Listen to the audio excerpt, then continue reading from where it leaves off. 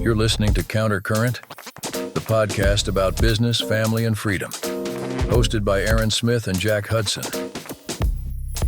So we are back for episode number, what, five? Five. And I'm going to start it out with, I've been thinking about my hot take, and I'm ready for it. I think that either Fridays or Mondays are worthless. Like we got to go to a 4-day work week.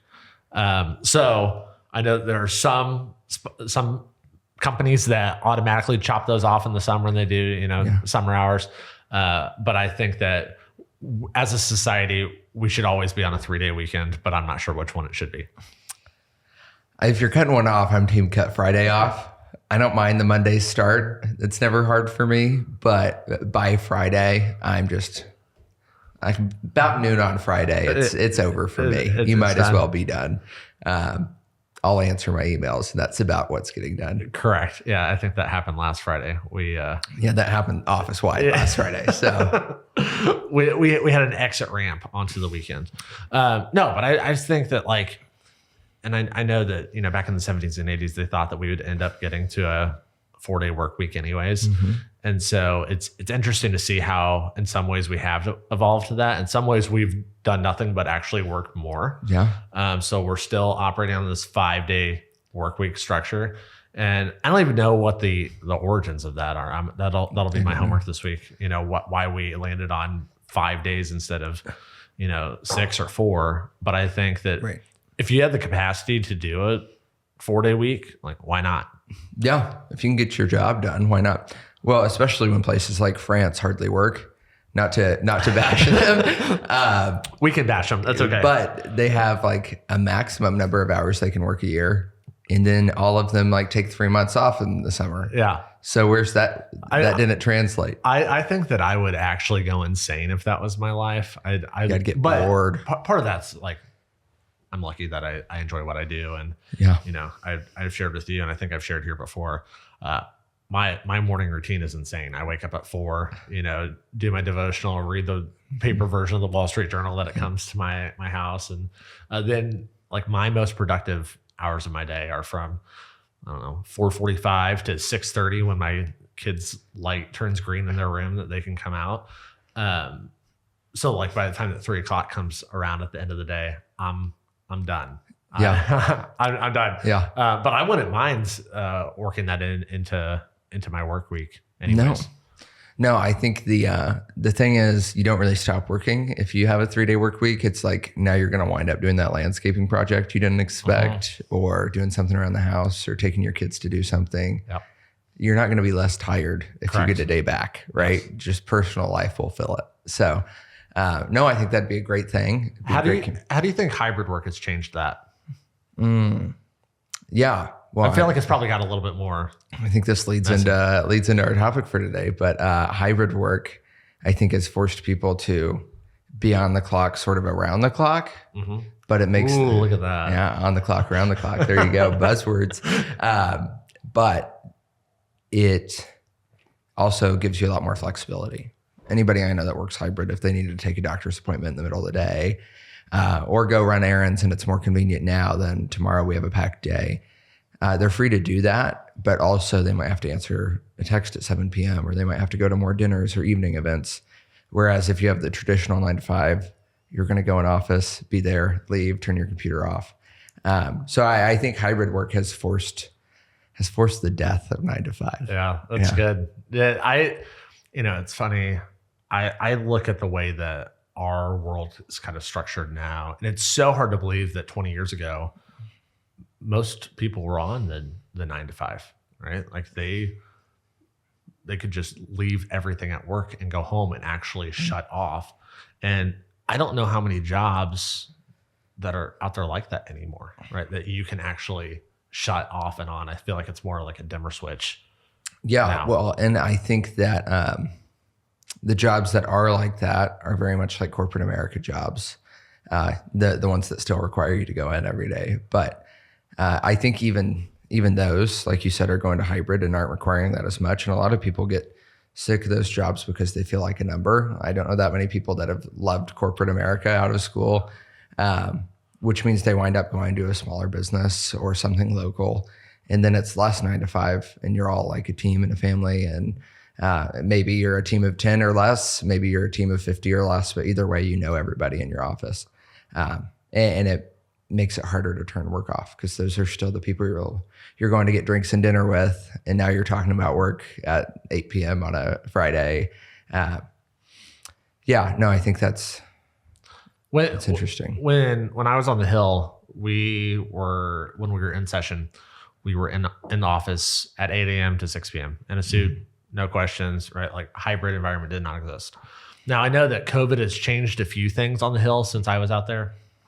And so I understand that it's a little bit different now, but even on snow days, right? Like we were there all the time. There was no really remote option. I know I've shared it here before. I'm like a 95-year-old stuck in a 35-year-old body that I believe that there is power in working together in person. I realize that there's not necessarily for everyone or every business, but I know that I would not be where I'm at today if I did not have the relationships that were established because of that in-person experience, right? So part of that revolves around a 9 to 5, to an extent, because you've got to be in the same place in order to establish those relationships. So I think it's hard to find that balance though. Like you've got to have both. We're in a structure right now on my side of the office where we have an expectation that we're going to be together in person at least 3 days out of the week. Those other 2, it can either be at home if you need to catch up on things in a hybrid environment, or we're on site with clients. Again, that kind of helps establish that in-person piece. But I think that there's something about those relationships that you get by being in person that you just simply can't do remote all the time. No, I completely agree. And I think it's different when you're working in a team than it is when you're building a business, because when you're building a business, you need relationships beyond your business, which means coffees, lunches, meetings outside of the office potentially. But when you're working as a team, you need to collaborate, especially in creative industries. And I think let's alter your hot take. I think if you made every Friday or Monday a brain session day for 4 hours of the day, have a half day. You can go do an outing. You can just go get a nice lunch and hang out. Or you sit down in the conference room with a whiteboard and say, okay, what big ideas do you have? Who would you chase? What's your dream client? And like we talked about previously, start from the most junior person and say, if you could do anything, what would you do? And work your way up. And then figure out, which one does the whole group sort of gravitate towards and run after that. And I think structuring in that business development, team bonding time would be huge because you're also making everybody's dreams heard, right? Where they're not before. And you can be done by noon or 2, especially through the summer. Well, I think that's one of the hardest parts about entrepreneurship, right? Is you spend so much time working with clients that sometimes it's hard to work on your business. I know that's something that I struggle with a lot. We've got a lot of work that we're trying to do. And so sometimes you look at yourself last, right? Like that's the bottom thing on the to-do list. When creating structured time like that could really, really help you on the back end of things too. Right. And your team's holding you accountable because they all expect it. It is a set meeting on your schedule. No, it's not for a client, but you're required to show up. And I think that's hugely important. Well, and it's funny that you say that. I was a solopreneur for a long time where I was, just calling my own shots, and you think that you can keep yourself in line, right? But that accountability factor is so true. There are people that come up to me that say, wow, it must be great to be your own boss because you don't have to be accountable to everybody. And that's absolutely not true at all. For me, I'm accountable to the people that work for me. Yeah. But I'm also accountable to my clients too. Yep. Right.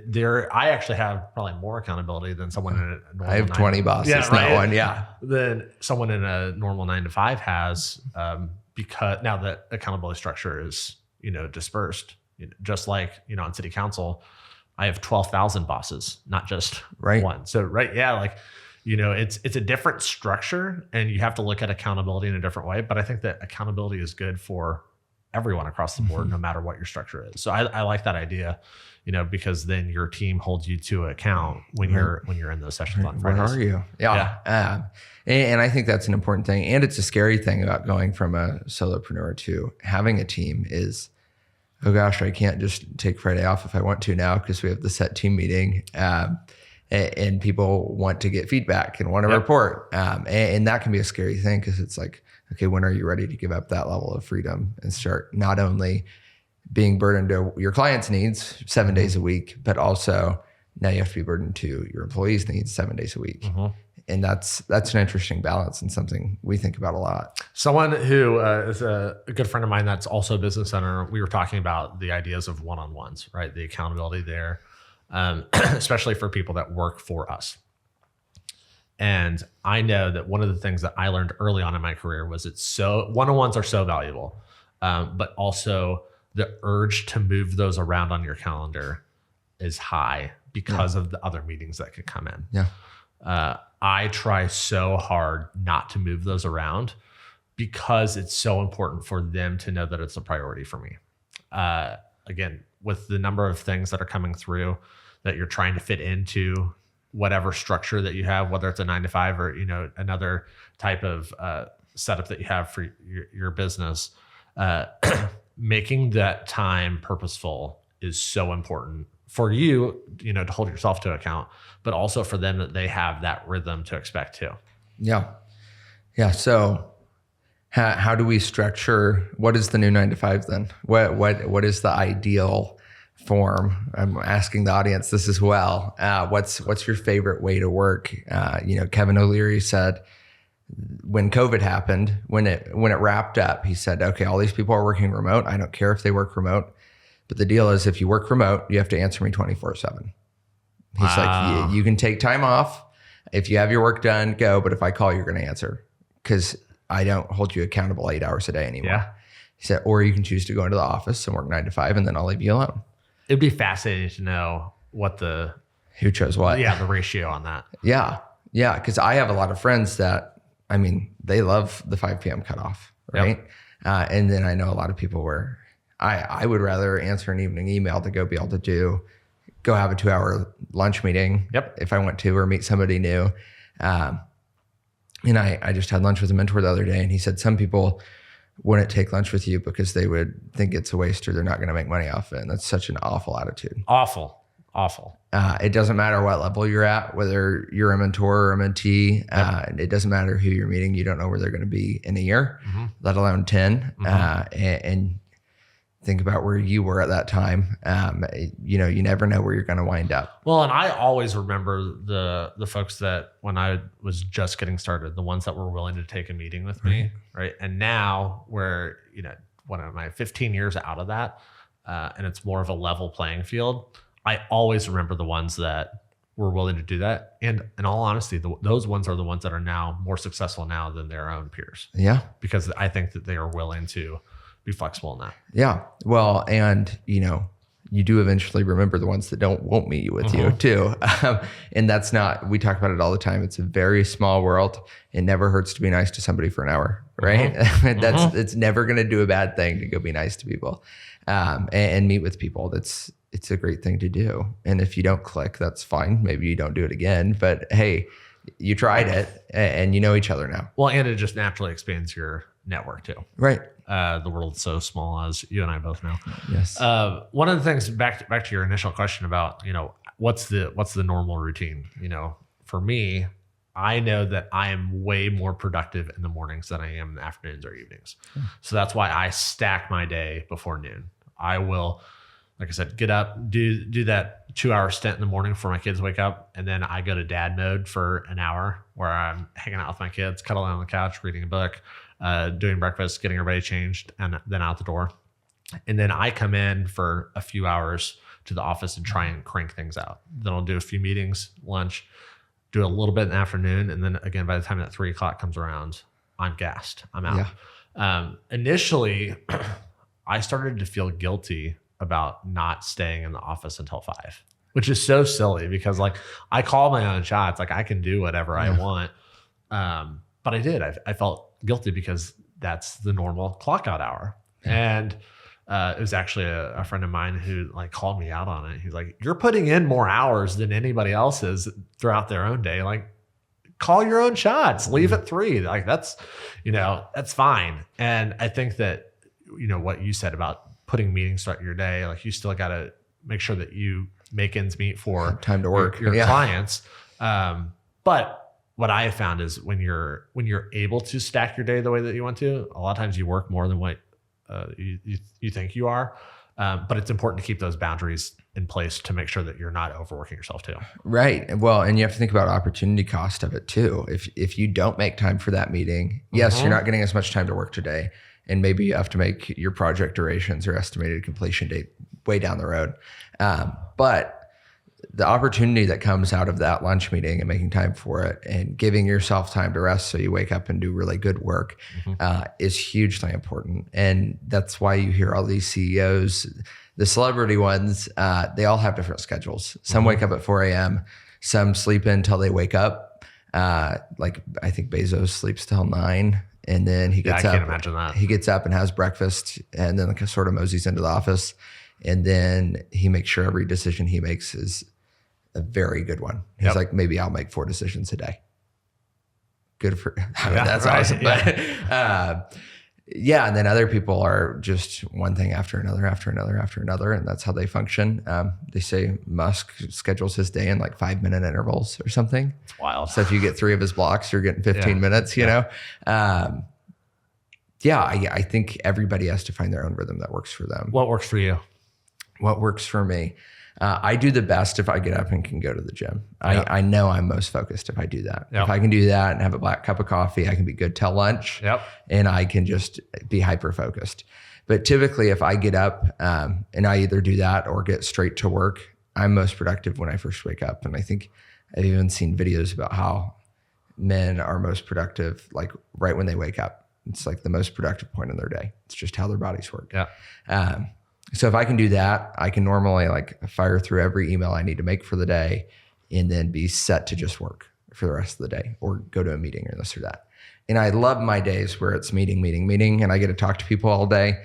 And it's been a lot of that the last week or so. But I've realized that I get really socially exhausted.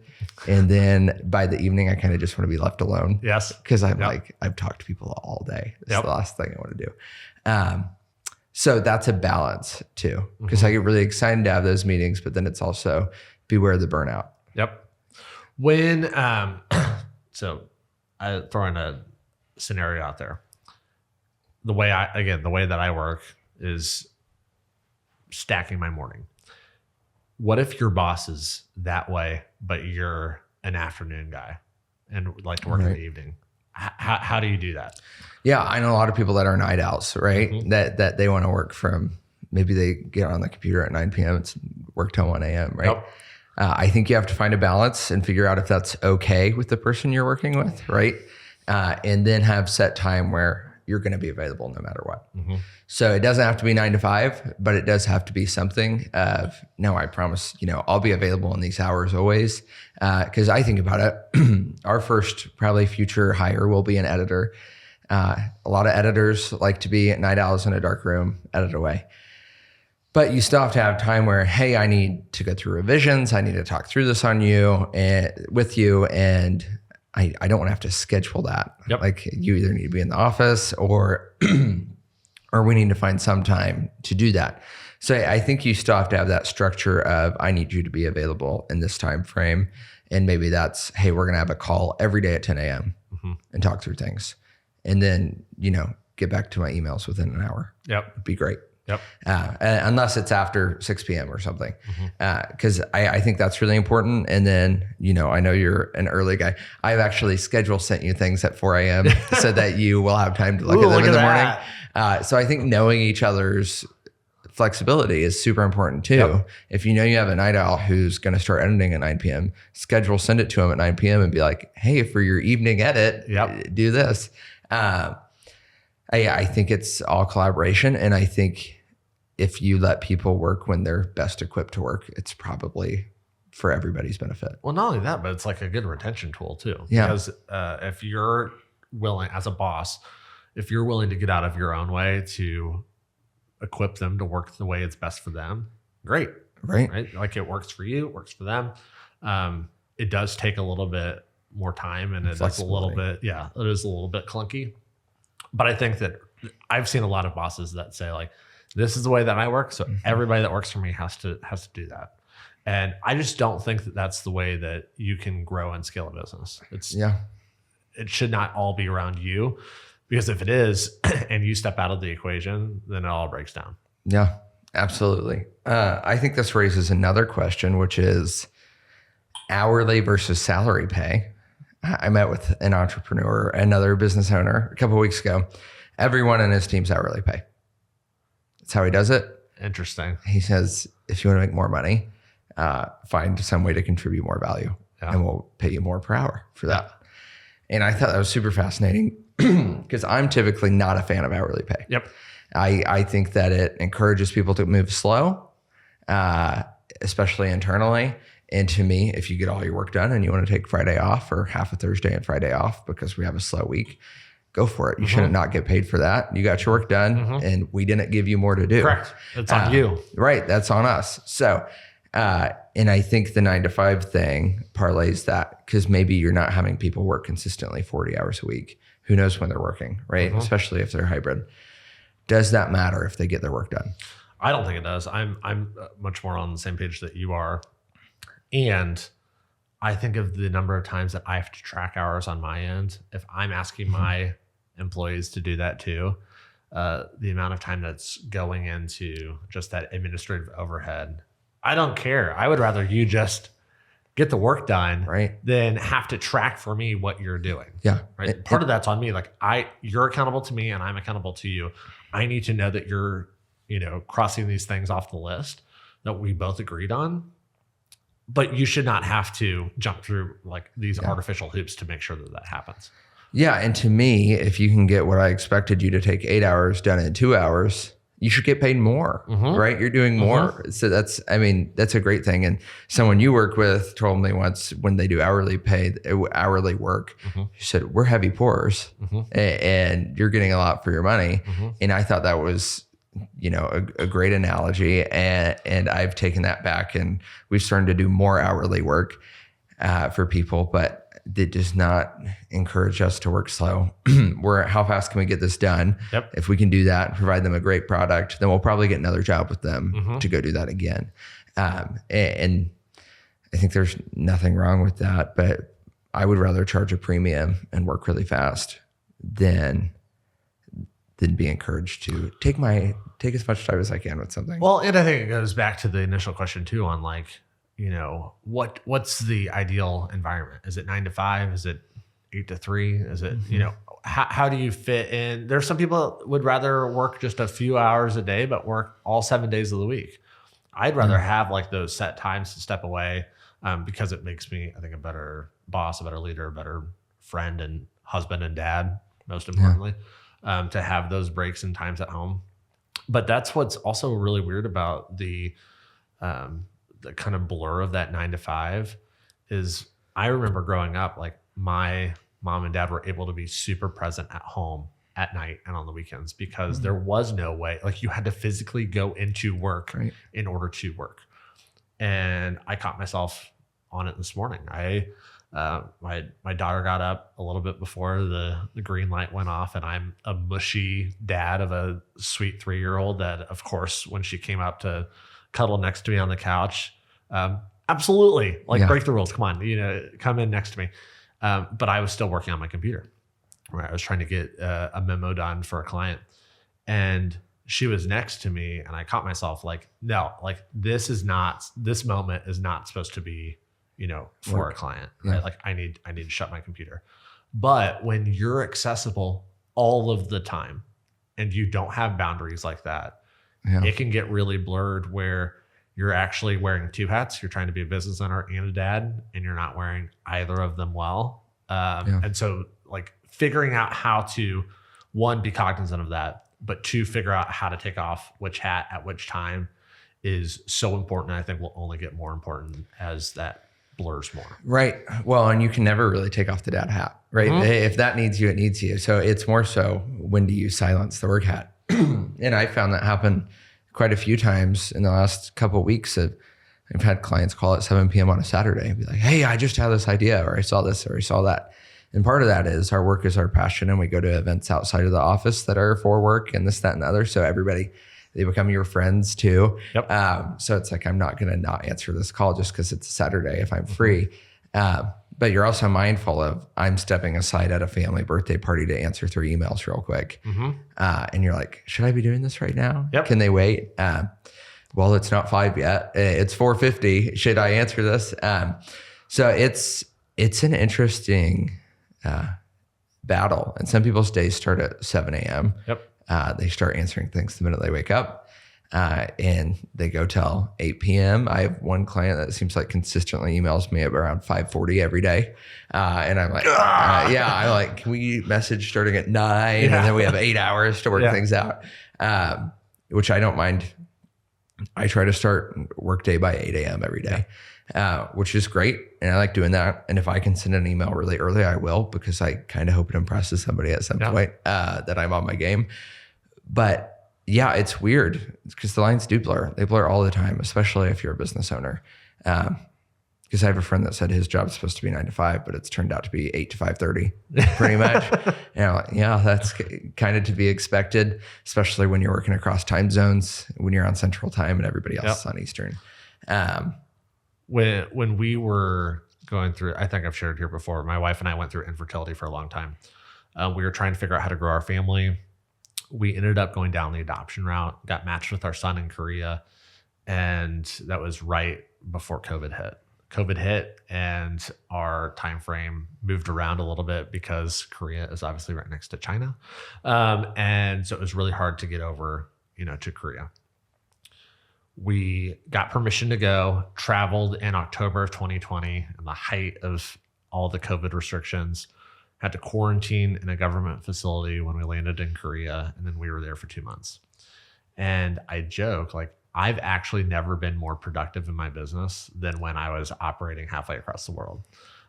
I was able to, since there was a 12-hour time difference, I was able to do all of my work in like a 6-hour period because everybody here was asleep. So I would wake up to 7,000 emails of things that I needed to do.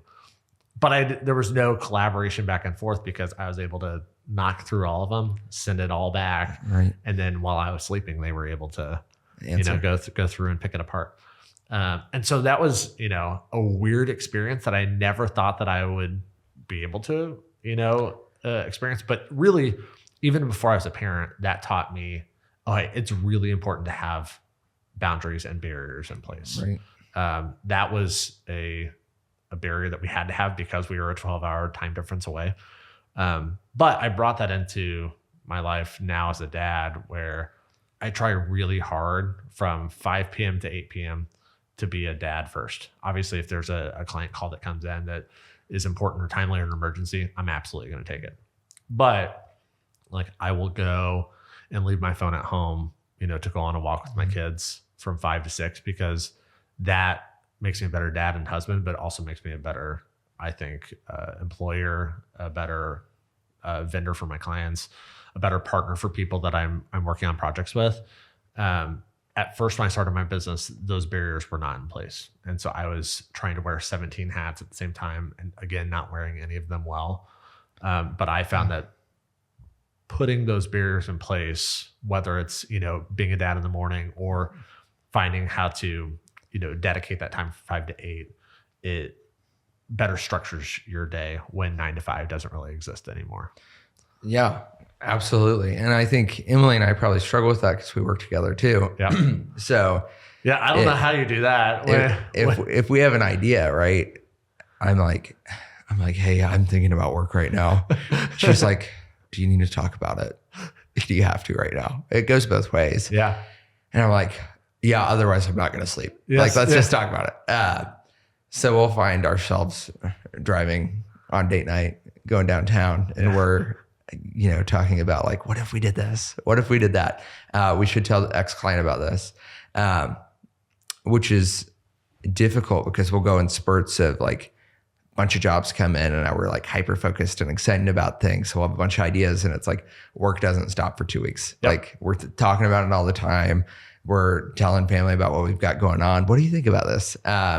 Because we use our family as our focus group a lot of the time. They're the average Indiana voter, most of them. So it's super helpful. But then we wind up being like, gosh, we haven't went on a date in weeks because all we do is talk about work right now. Yeah. So like today, we're headed to Austin for a week, spur of the moment, because this is like one of few 6-day stints that we have nothing that we have to go to from like now to May. When did you make the decision to go? Yesterday. Yeah. So we're like, gosh, Airbnbs are cheap. We have comedy scene we want to check out, live music. We've been wanting to go. So we said, we'll just do it. Talked to a guy we know yesterday. We're like, oh yeah, we're thinking about going on a trip too because they're headed out of town.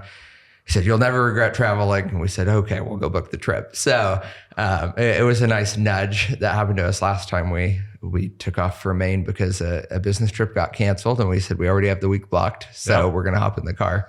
And that's a great way for us to step away from work altogether, to actually physically leave the place. When you went to Maine for that example, how did that help you be a better business owner?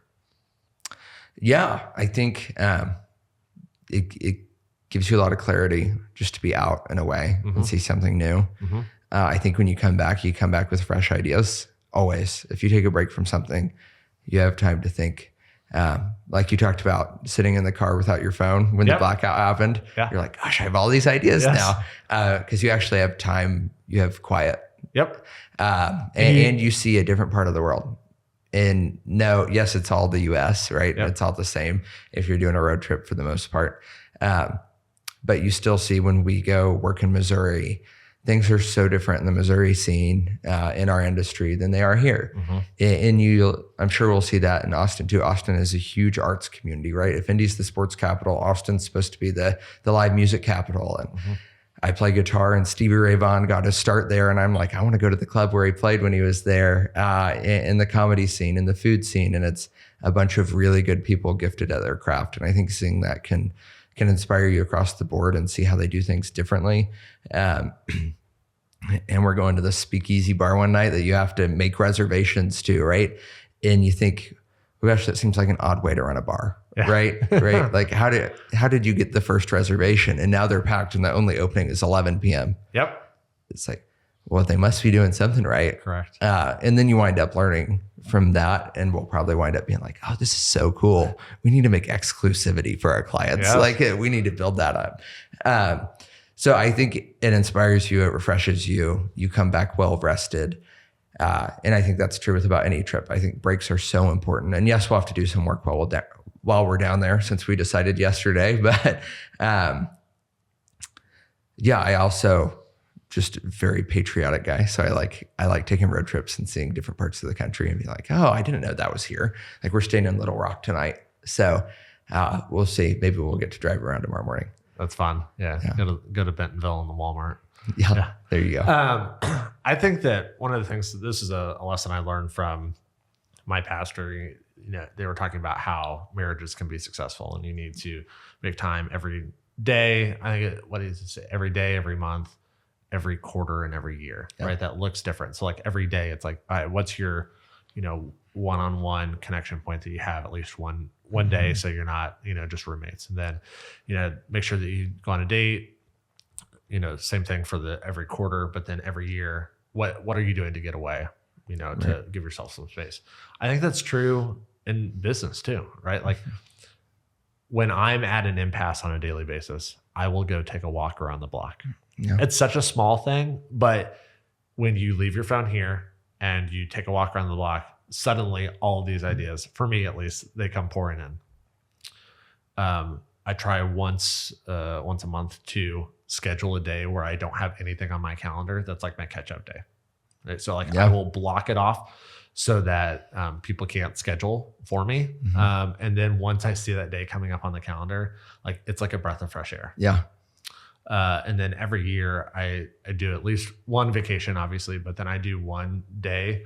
Usually it's at the end of the year or the beginning of the year, where I will block off time, usually 1 or 2 days, where I do nothing but like dream and plan, right? Yeah. Just give yourself the space to do it. That's awesome. And I think that if you structure those into your career, whether you own a business or you're an employee, you're in a 9 to 5, or no matter what kind of job that you're in, I think that giving yourself the space to have those moments is absolutely necessary to refueling what you need to do.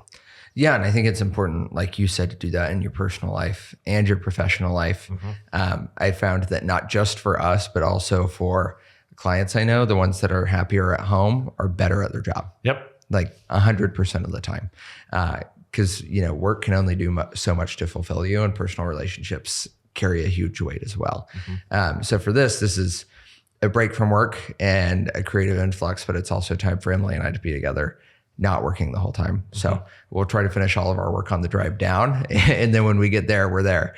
And for us, that's, hyper fixated because we're thinking about it all the time. Yep. So, I think it's hugely important to do those things. And I love that routine of something every day, something every week, something every quarter.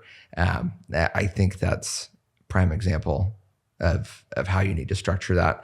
And catch-up days are the best days at work. It's like, oh gosh, great. Now I can do some business development and work on something else because I wasn't answering all those emails or taking meetings, because it's a balance, opportunity cost, but also paying the bills. Yep. So yeah.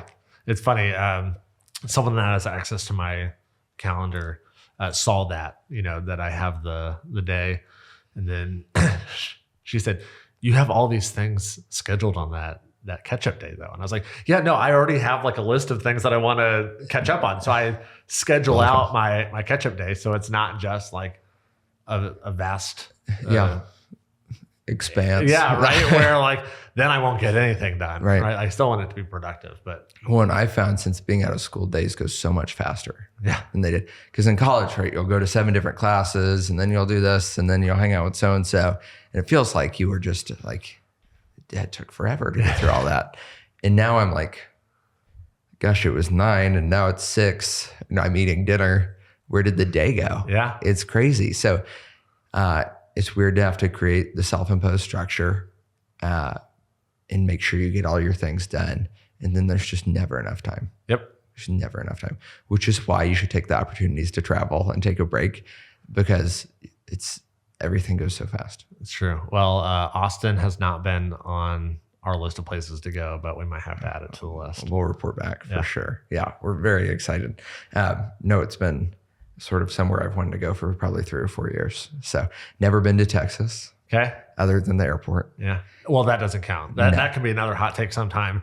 People that say that they've traveled all these places, but they've never left the airport. Nope. No. Does you not have to leave count. the airport. You have to go at least 20 minutes from the airport as far as I'm concerned, or it doesn't count. So very, very excited. I would love to hear people's feedback on what is their ideal working condition. Yep. Is it a 9 to 5? Would they rather be on the clock, around the clock? Do they want to check out at 5 and not think about it again? Yeah. I think typically what happens is if you like your job, you don't mind it coming up all day long. Yep. And if you don't like your job, 5 p.m., power off, unplug the laptop from the charger, hope the computer dies. I know some people like that. They're ready to be done. The weekend is their time off. Yeah. And then also, I think the 4-day work week would be great for people. I think the important thing would be that not everybody take the same day off, because you still need some place coverage to run. Yeah. But I think for some people, a Wednesday break might be fantastic. Yeah. For some people, it might be Monday. For some people, it might be Friday. I'm toying around with the idea this summer of starting the 4-day work week. So I'm just saying it here to hold myself to an account. Yeah. But I kind of like that idea too, where maybe it's not the full day off, but it's like, we're going to do 4 days of really hard work. And then that 5th day, we're going to take a step back and then figure out like, what are our gaps? How do we need to fill those?